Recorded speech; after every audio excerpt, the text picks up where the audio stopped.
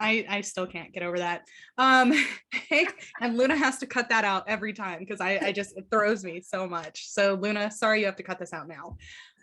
Hey everyone, my name is Ashley Little from Wholesaling Out of the Box, and I am joined today by Cameron Peters and Sean Bowen.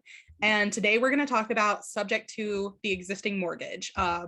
And so this is a creative financing deal that a lot of people find very overwhelming. They know that it's there, or some people may not even know that it's there, but they don't know how to do it. And so to them, it's this kind of far off mystical thing.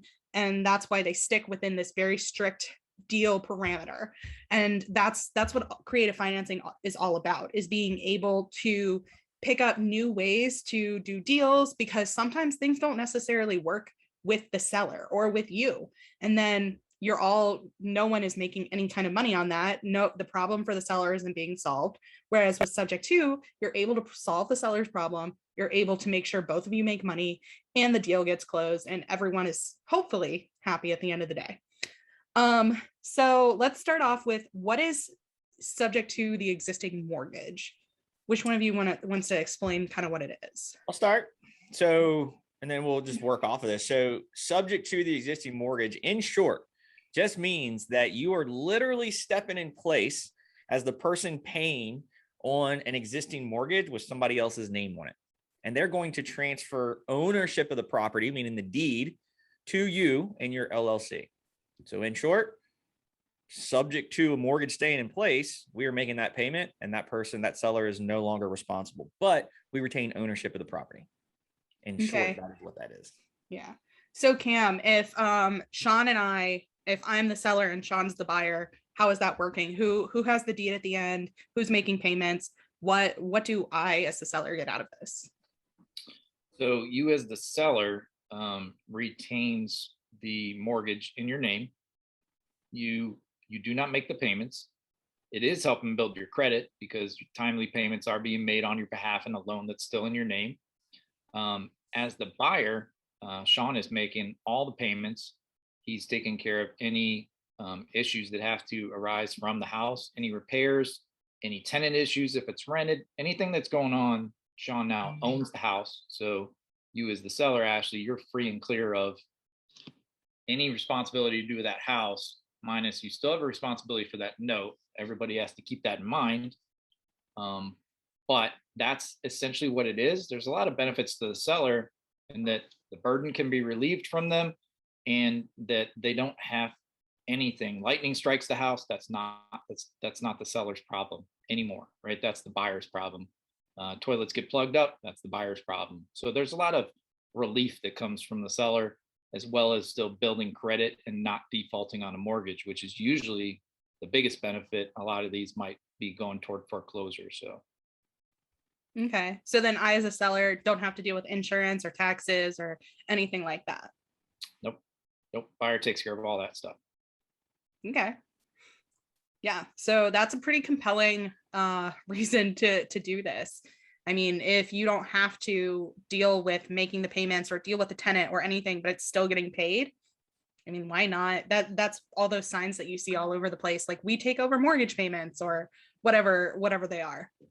Full price offer. Yeah. Full price offer. Full price offer. Yeah. All those bandit signs. I'm always so tempted to call, but then I get distracted by something else, like, the stoplight as I'm driving. So it doesn't happen.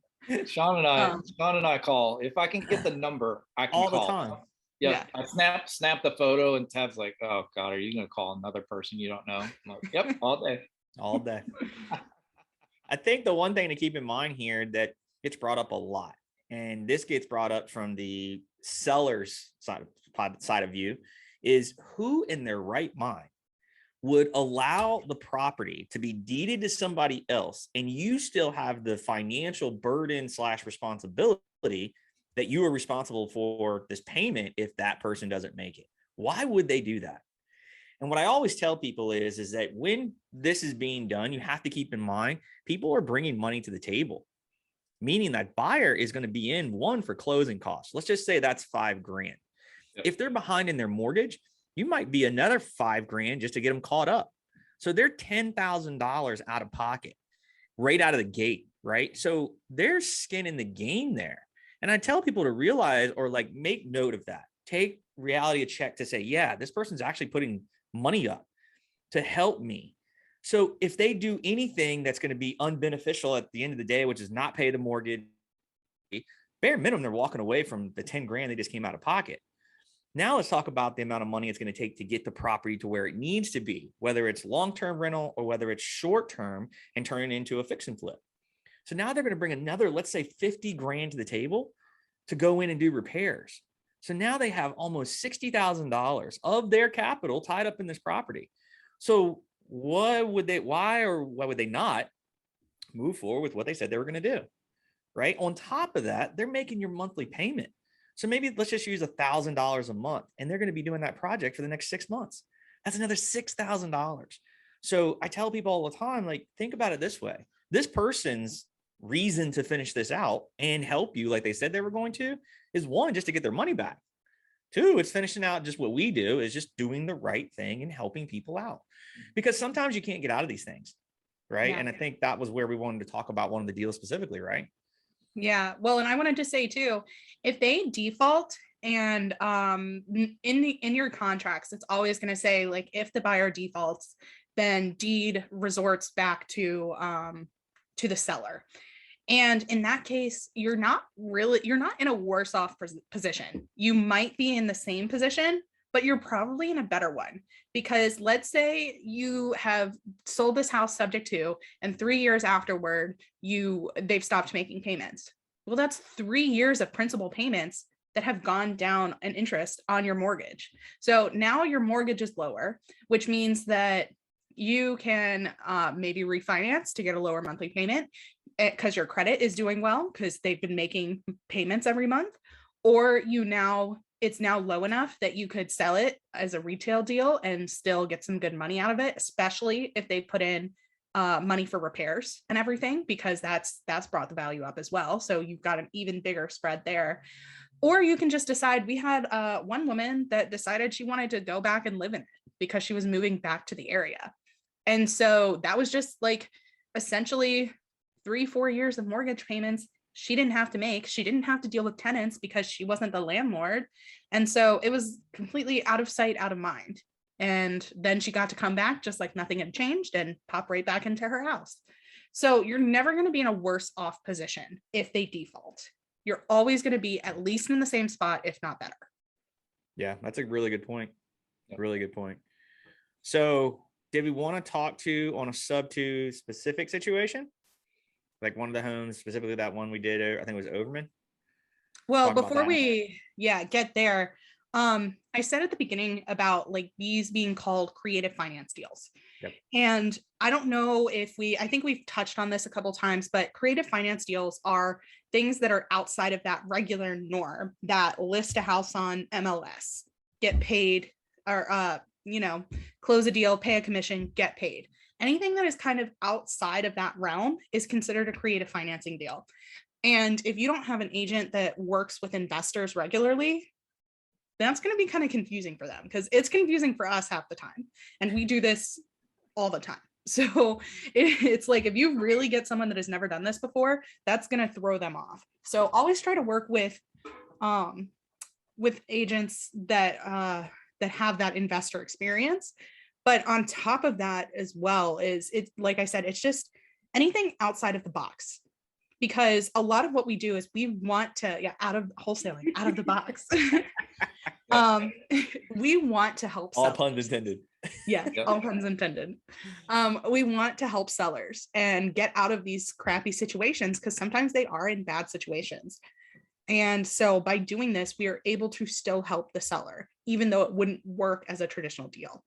So then I guess from that, Cam and Sean, how creative can you get with these? Go ahead, Cam.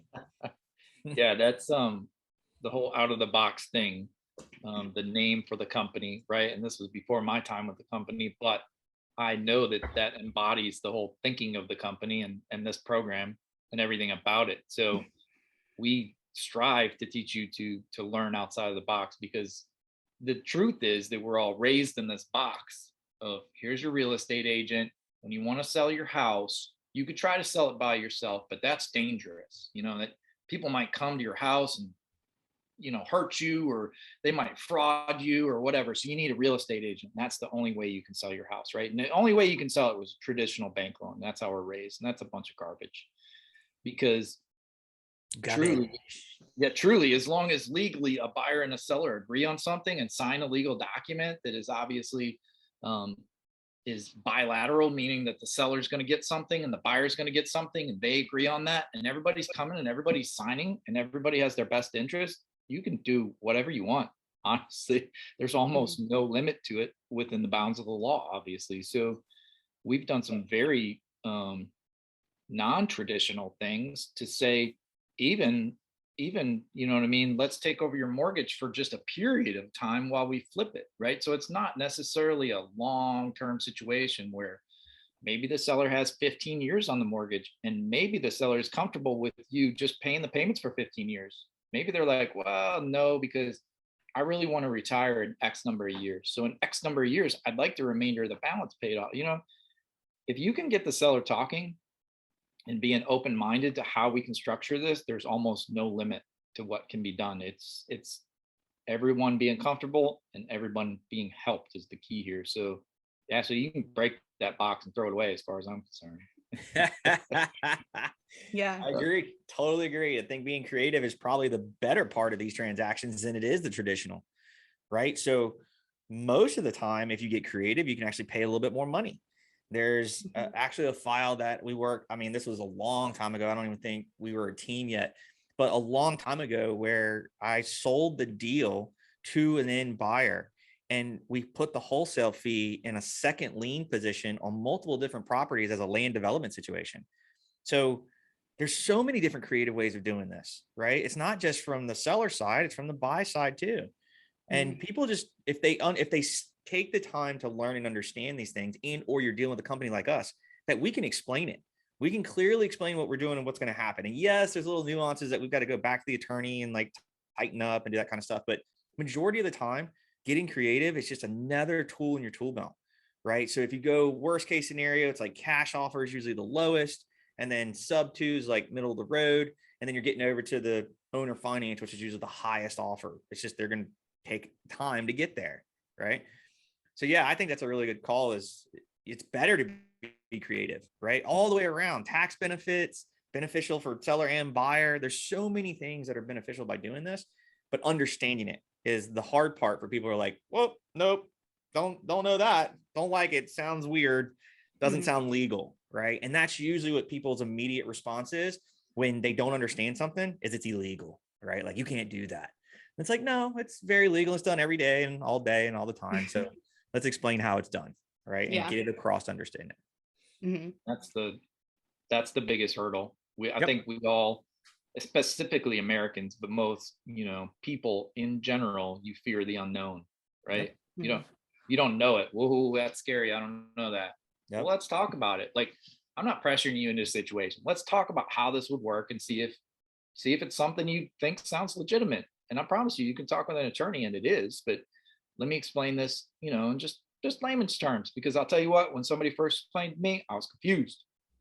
And that's usually the way I approach it with a seller. Be like, dude, I was confused too, but check this out. This actually works. This can work. Let me see if I can walk you through it. You know what I mean? Yeah. Layman's terms is a good word. Don't be all legal mumbo jumbo trying to do all that kind of stuff, because it's got to be as simple as possible to bring it through the head, put it in there, bang it around, be like, all right, I got it. I understand it. Or now I at least get the concept and see where, and that's the other part too. Like, how can it go wrong? And what's going to happen to me if it does? And be able to explain that clearly and not get too down in the details and minutia, right? I mean, that's the other part of this. Can you explain this very short and simple and people understand it? Because it's got to go back to what we always talk about. I got to trust, like, and believe you even to begin to get down this road, and then back it up with the attorneys and the paperwork and all that kind of stuff. So yeah, that's a really good talk. Yeah. Yep. So then that actually segues really well into the next topic, which is, how do you introduce the idea of this to sellers, because it is so strange? And then how are you evaluating deals with the subject to or creative financing in general in mind? Like, when does it start to enter your head that, oh, this could be a good subject to deal? I think from the stuff that I have dealt with in the past, and I know you guys are mostly in operations now, and I'm not as much, but when we're structuring these things, we look at them as when's the best time to offer it is when the cash offer is just so low, right? And the mortgage is owed more than what your cash offer is. That's when the introduction comes into it. Well, hey, Mr. Seller, my cash offer is going to be really low on this, but maybe we can talk about getting creative to where I could come in, use that existing loan, make those payments to you, and then maybe even the back end, maybe I might be able to pay you a little. Does that sound like it's something that works for you? Right. And then two things happen there. One, you're solving a problem, but two, they're not seeing where they make zero money and the option of making money is now on the table versus does anybody want to work with anybody when they're not making anything? Not really. Not unless it's a person that, cares about their credit and cares about them not getting, banged over the head with a foreclosure. But I mean, by the time, I say by the time, but most of the time people get to that point, they've probably missed 60, 90 days, almost like 7 months. They've beat the hell out of their credit anyway. And they're like, well, what's the worst case? I get a foreclosure. So what? I'm not trying to buy a house. That's some people's mentality. And then of course, there's the other ones that really care. Right. And it's like, they don't want to beat it up. They already know they're in a bad situation. They want to correct it. But is there any way that they can make some money? And sometimes it's not about the money. It's also just about to save their credit. Right. So a few different situations there and scenarios, but yeah, I think that's when the introduction comes into it, is that it's owed too much to it. And maybe we can go this direction. This is really the only way I see this happening, or I can possibly work with you to help you. And then maybe let me tell you about my numbers. Let me show you how I would do it. What are the savings? What's the reason it only makes sense to do this? That kind of stuff. I think that's the only time as introduction is like, we talk about it with the tool and the tool belt. So it's like, cash offer is too low. Okay. Next talk is sub 2. And next talk after that is owner finance if they don't owe anything on it, and be able to get them more money. Yeah. Okay. And so Cam, why wouldn't you just assume that this works for every deal then? Like, if it's such a good option, why not just put it on the table for every seller that you come across? Sometimes if sellers are, I'll give you a good example. If sellers are, I won't quite say over leverage, I wouldn't quite say they're underwater, but let's say market value of the house completely fixed up is $100,000, right? Just to keep it simple. And they owe 95,000. It's probably not going to work. It's too close, right? So there needs to be a spread between the principal owed on the mortgage and what it can be resold for. One, if you're going to resell and flip it, what it can be resold for after the repairs are in, so that there can be still some profit realized, the note can be paid off, right? Or if you're going to hold it as a rental property, then you want an offset between the mortgage payment. So that's one of the things you got to ask the seller for sure, is to understand the payments and what that looks like. So you have a spread between the mortgage payment and the rent collected, and you as the owner now, subject to the existing mortgage, can collect that rent check, or possibly owner finance the property out and have somebody else actually own the property. That's a little further conversation down the owner finance hole. That's like the next step, level 2.0 if you want to, but that's another episode. That's another episode. There are many things you can do, but you first have to, and I think we often find, at least I find when we start talking about this to newer investors, or even investors who've been doing it for a little bit, they want to understand the whole thing. I always tell, let's just bring it back to, you understand sub 2, like up and down and up and down, because once you understand that and you can communicate that to the seller, the rest of those doors open. Then we can talk about those doors and what they look like and what's inside. Yeah. You try to get too far down the road and you can't see the forest for the trees, sort of thing. So maybe I shouldn't have opened that can of worms. Or maybe hey, we're not to odds yet, Dorothy. Yeah. Well, once you open your mind, once you open your mind to the possibilities, creative financing gets a lot easier, because the first few are always like, what are you even trying to do here?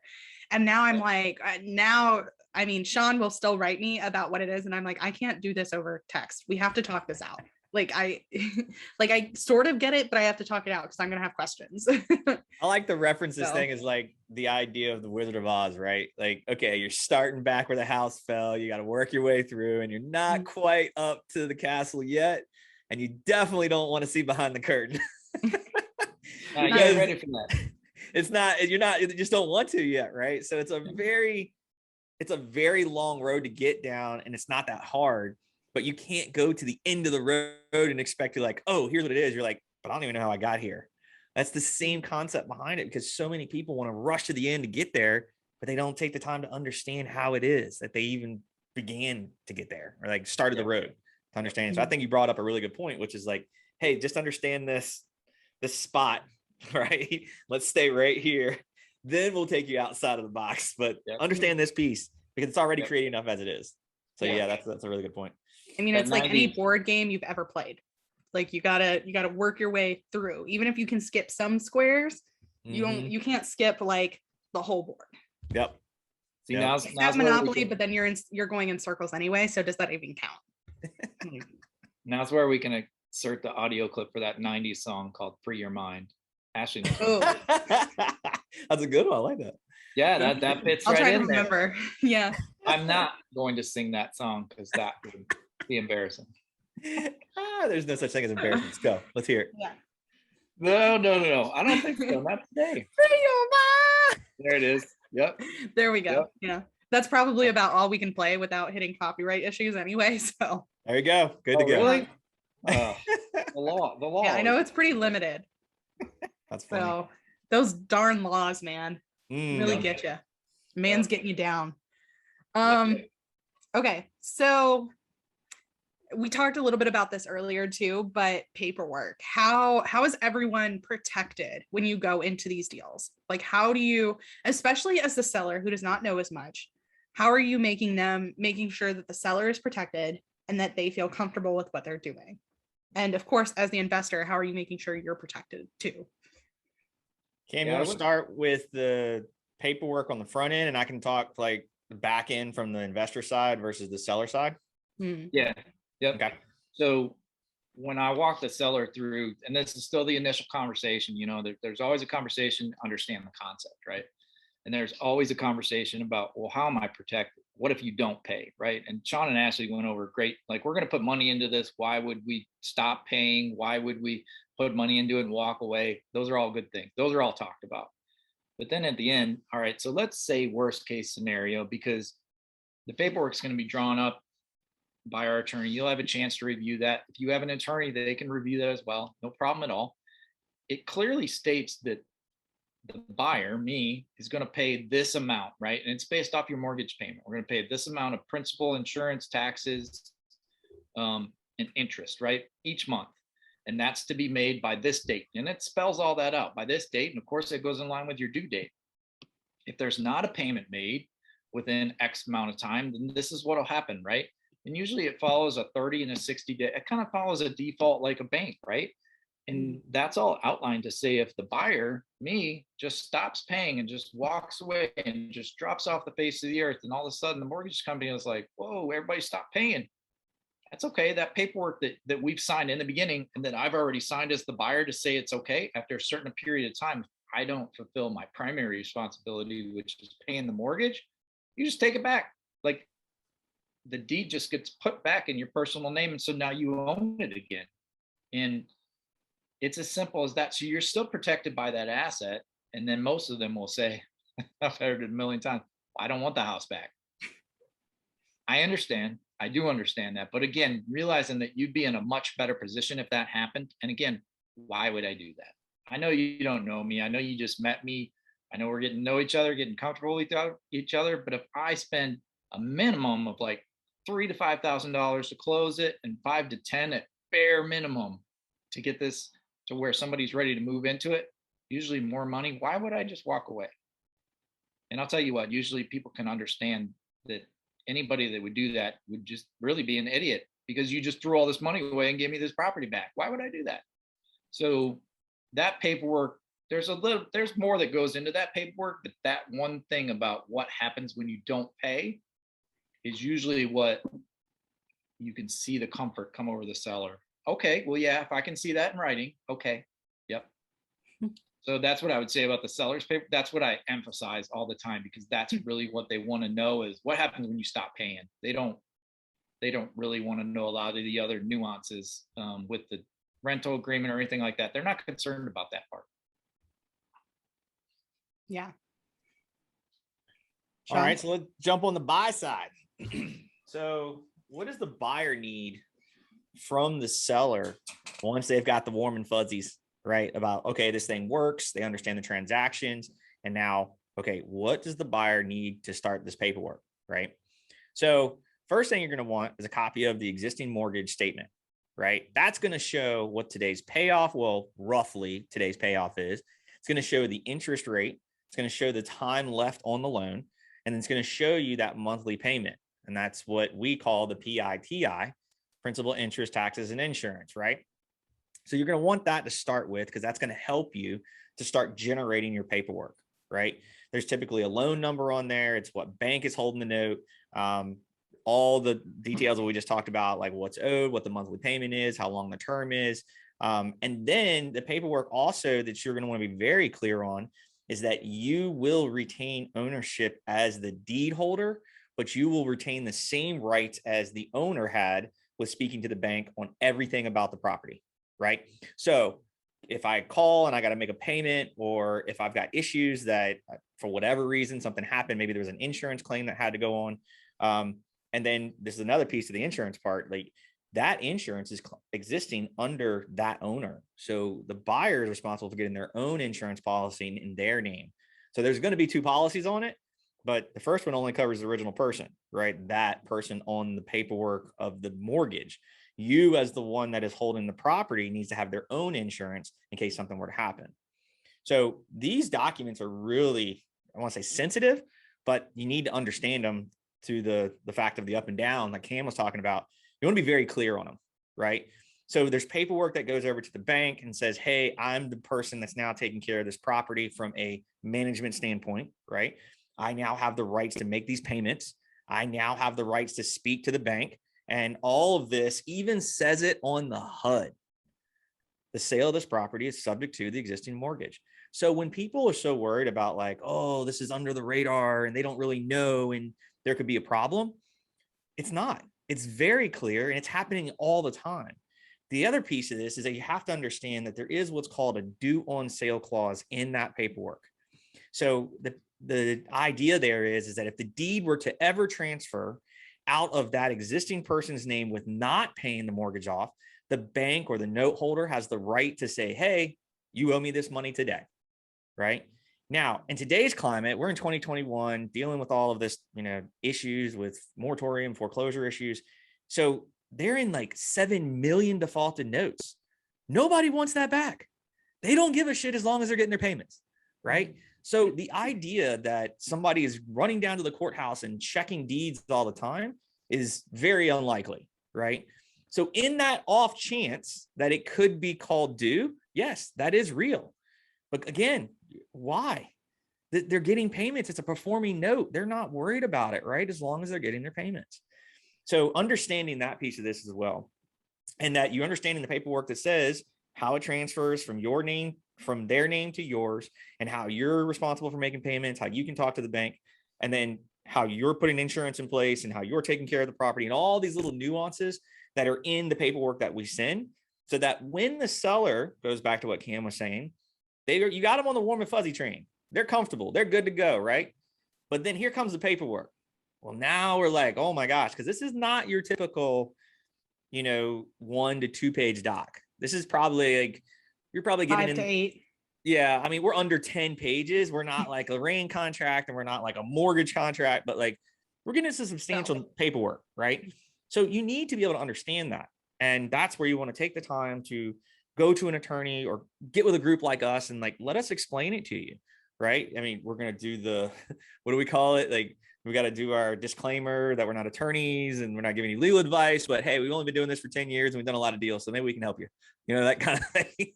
So that is what I feel like on the buyer side that you guys really want to pay attention to and understand what paperwork is needed, and then reading your paperwork and understanding it so you can explain it and knowing what you as the buyer are getting ready to step into.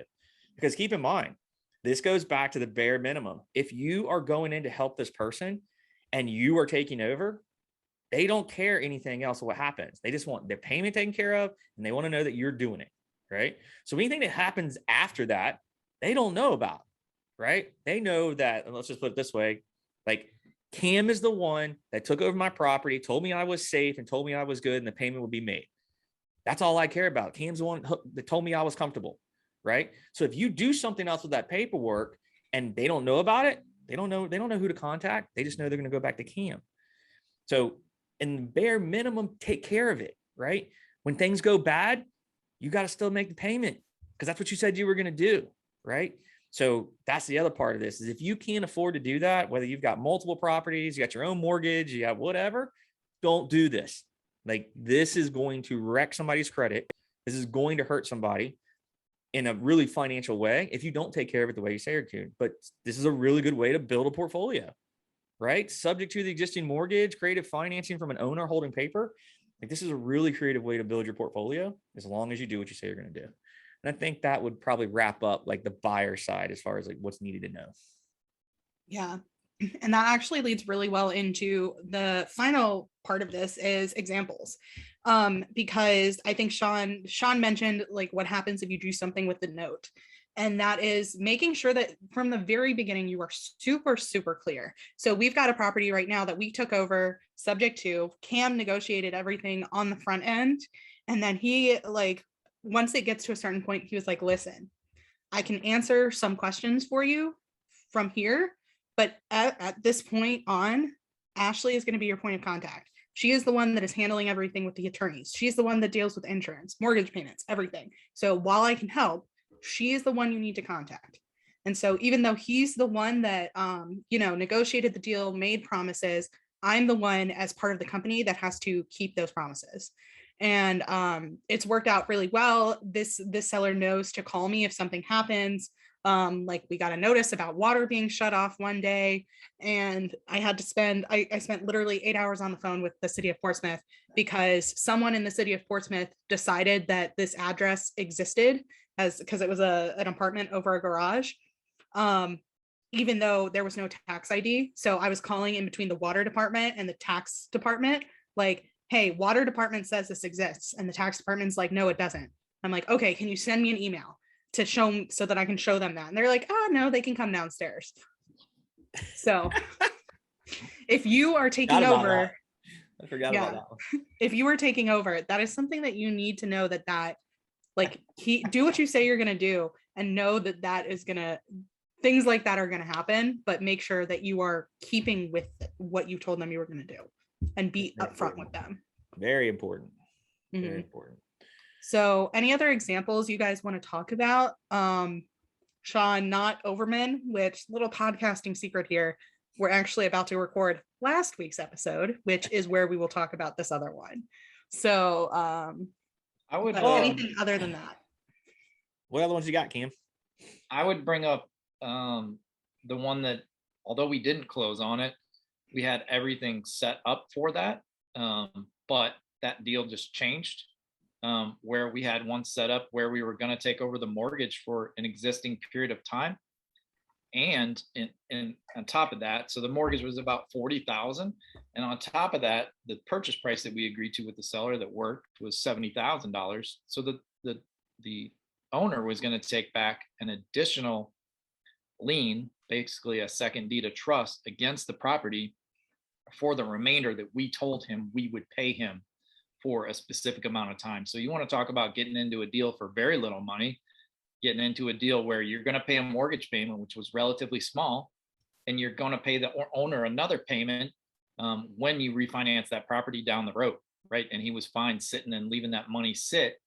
A little bit of interest involved, but leaving that money sit for a period of time. That's another way where you can get creative. So it's the owner finance and the note and the self, and it's a subject to, because there was still a mortgage in place, and all that works as well. You just need to be able to clearly communicate, like Sean said, like how this works, what your part in it as the buyer is, and what their part in it as the seller is, and anybody else that might be involved. So we've done a lot of creative things with those.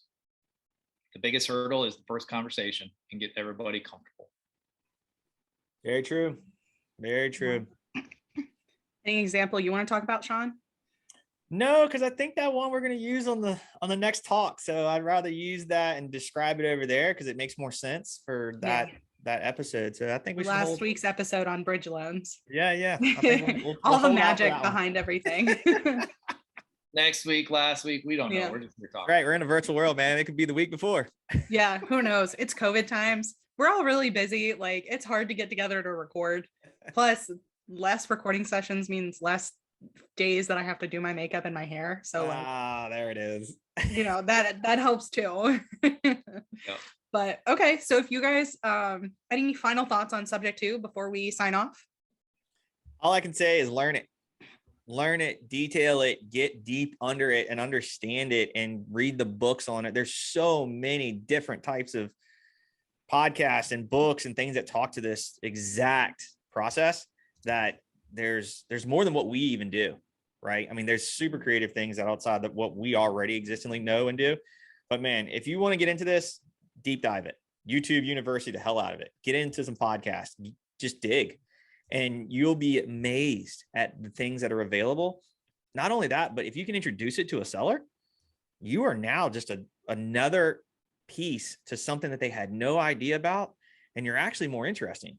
You're actually more of a viable person to them than just the guy that called them and gave them a cash offer. And not only did not cover their loan, but it was like super low and they were offended, you know? So I think that's something you got to keep in mind, is that when you want to do something like this, get underneath of it, get with a team like this, get with a group that does it and knows it, so that you're not recreating the wheel. And it's going to be very helpful and beneficial. 1, to build a portfolio, and 2, just to give you another tool in your tool belt. Yeah, I would say to try it. Like you said, learn it. Yeah, learn it first and then try it. Introduce it to sellers when it makes sense and talk through it, and not to get discouraged. It took me, and I still remember, over a year of pitching different offers sub 2 to where one guy said, yeah, that makes sense. And I did 2 things when each one of those other sellers was like, what are you talking about? All right, tell me where I lost you. Like, tell me, and let me try to help you explain it, right? And just listening to that feedback. And then, you know, asking this team, of course, like, look, guys, where did this go wrong? This is what I told them, and this is what they said, right? And just tweaking that, because it's not, you are introducing a brand new concept to 99.9% of people you're going to talk to. So it's not an easy conversation. You giving me cash for my house and selling it, easy conversation. That's money. The sub 2 part, not. So don't get discouraged, man. It took well over a year for me to successfully be like, somebody like, yeah, that makes sense. Let's go. Where do I sign? Yeah. Caveman talk or 2021 talk. Yeah. Yep. Key house. What is this creative financing? What do you mean I give you my keys and you haven't given me any money? What do you mean? Yep. All right. Well, awesome, guys. Thanks, Cam and Sean, for joining me on this episode. For everyone that is watching or listening, sorry, a little head twitch there. Watching or listening, thank you so much for tuning in, for learning about subject 2. Stop. And if you are interested in learning more about us or our program or any other information we offer, find us on YouTube, find us on Instagram, look at our website, www.wholesalingoutofthebox.com, and join us next week for our end of the year pod, where we go over all of the fun stuff. Last year was a really fun one. We got really into that toilet paper debate. So I've got some controversial stuff for us for this year too. Nice. So thanks everyone, and we will talk to you soon.